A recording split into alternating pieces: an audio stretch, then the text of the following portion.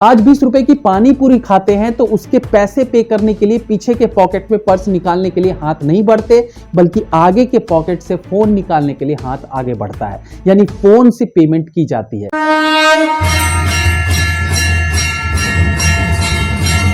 जब जब नोटबंदी का जिक्र होता है, इस लेजेंड को सब याद करके हंस लेते हैं।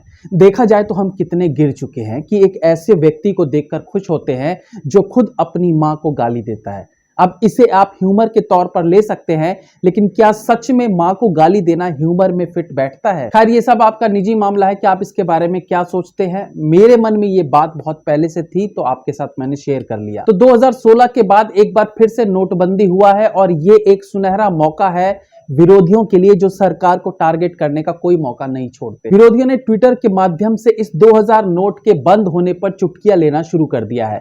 ऐसा माहौल बनाया जा रहा है कि एक बार फिर से एटीएम के बाहर पैसे निकालने के लिए लंबी लंबी लाइंस लगेंगी और फिर एटीएम की लाइन में खड़ा कोई चमन पप्पू कहेगा और फिर हम सब उसके ऊपर दोबारा से मीम्स बनाकर हंसते रहेंगे। तो परम पूजनीय रविश कुमार, जो आजकल यूट्यूब पर पत्रकार बने हुए हैं, उन्होंने ट्वीट कर लिखा, बस इतना बता दीजिए कि 2000 के नोट में जो चिप लगी थी उसका क्या करना है? निकाल कर गोदी मीडिया के मालिक को दे देना है या अपने पास रख लेना है? बेहतर है घर में अनाज से लेकर तसला, बेलन, पर्दा, टेबल, कुर्सी, पुराने कपड़े जो भी है खुद ही वापस कराइए, वरना एक दिन घर आकर ले जाएंगे। ये मास्टर स्ट्रोक है या हिट स्ट्रोक है भाई लोग? कहने का मतलब है ये सीधे सीधे तंज कसने की कोशिश की गई है, जो इनसे एक्सपेक्टेड था भी। इसमें कोई चौंकने वाली बात नहीं है। अब सवाल ये उठता है कि क्या अब फिर से 2016 जैसी परिस्थितियां पैदा होंगी? क्या फिर से लाइंस लगानी पड़ेंगी? तो सीधा जवाब है, ऐसा कुछ नहीं होने वाला। 2016 में नोटबंदी भी एक मास्टर स्ट्रोक था और अब 2000 के नोट को वापस बंद करना भी सही निर्णय है। हालांकि इस बार का निर्णय सरकार ने नहीं लिया है, यह निर्णय आरबीआई का है। इस बात को सबसे पहले समझना होगा। लेकिन अभी आप सोशल मीडिया आदि में देखेंगे कि विरोधी इसे मोदी गवर्नमेंट का डिसीजन बता रहे हैं, जो कि गलत है। 2000 के नोट बंद करने का सीधा सिंपल सा रीजन है मार्केट में नकली 2000 नोटों का तेजी से इस्तेमाल होना। ऐसा नहीं है कि यह डिसीजन अचानक से ले लिया गया है और नोट पर पाबंदी लगा दी गई है। ऑलरेडी 3-4 साल से 2000 के नोट छपने बंद हो चुके थे और इसे धीरे धीरे बंद करना ही था। आज के समय में वैसे भी मार्केट में 2000 के नोट बहुत कम है, क्योंकि आरबीआई ने एक तो कई सालों से 2000 के नोट छापे ही नहीं, और दूसरा कि जो नोट बैंक्स में आ रहे थे उन्हें वापस मार्केट में सर्कुलेट नहीं होने दिया है, क्योंकि उन्हें धीरे धीरे करके इन नोट्स को मार्केट से खत्म करना ही था। अब दूसरा बड़ा सवाल कि क्या फिर से नोट एक्सचेंज करवाने के लिए अफरा तफरी मचेगी? तो फिर से जवाब है नहीं।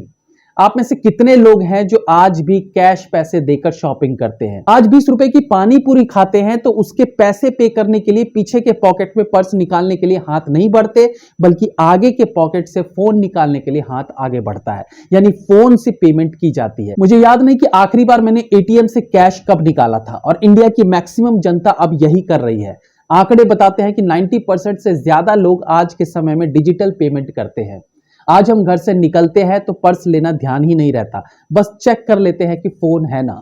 तो इसलिए एटीएम की लंबी लाइंस इस बार नहीं देखने को मिलेगी। एक अहम जानकारी उन लोगों के लिए जो 2016 में 2000 के नोट आने पर भी चुटकियां ले रहे थे और 2000 के नोट अब बैन किए जाने पर भी चुटकियां ले रहे हैं।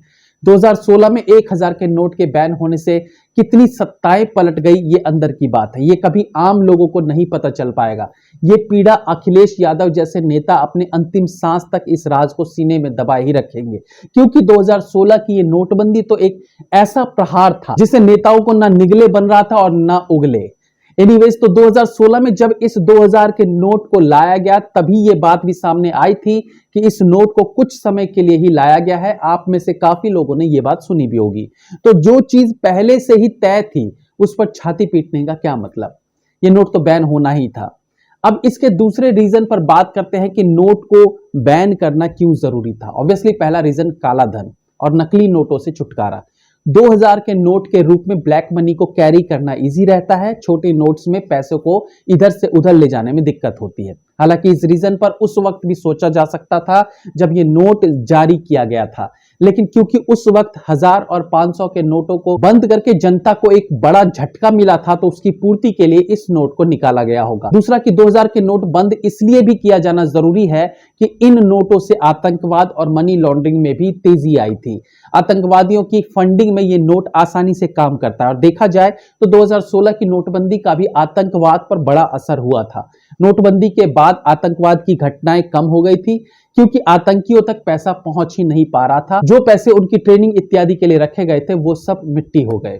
तो 2000 का नोट बंद करके एक बार फिर आतंकवाद पर प्रहार किया जा सकेगा। लेकिन जो सबसे बड़ा रीजन है 2000 के नोट बंद करने का, वो है नकली नोटों की छपाई में बढ़ोतरी। जब 2000 का नोट मार्केट में आया था तो कुछ बहुत समझदार जर्नलिस्ट जो सबसे आगे रहने में विश्वास रखते हैं, उन्होंने सबसे तेज खबर देने के चक्कर में नोट में चिप की बात भी कह डाली थी। वो नोट की चिप आज भी उस न्यूज एंकर के करियर पर दाग बना हुआ है। खैर वो सब तो बेकार की बातें थी, लेकिन पिछले कुछ समय से 2000 के नकली नोटों की छपाई में जिस तरीके की बढ़ोतरी हुई है, वो सबसे बड़ा रीजन है इस नोट को बंद करने का। अब बहुत से महाअनुभवी ये भी मानने लगे होंगे कि एक बार फिर से 2024 के चुनाव से पहले मोदी जी ने ऐसा करके अपनी जीत का रास्ता खोल दिया है। जो भी विपक्षी 2000 के नोटों को दबाकर चुनावों का इंतजार कर रहे थे, वो एक बार फिर से चुनाव जीतने के लिए उन पैसों का उपयोग नहीं कर पाएंगे। लेकिन फिलहाल ऐसा कुछ लग नहीं रहा है, क्योंकि ये फैसला आरबीआई का है, सरकार का नहीं। बाकी चिंता की कोई बात नहीं है। पहले की तरह इस बार रवीश कुमार जैसे यूट्यूबर्स को बेवजह हाय तौबा करने का मौका नहीं मिलेगा, क्योंकि एटीएम्स के बाहर लंबी लाइन नहीं लगने वाली है। जय हिंद, वंदे मातरम।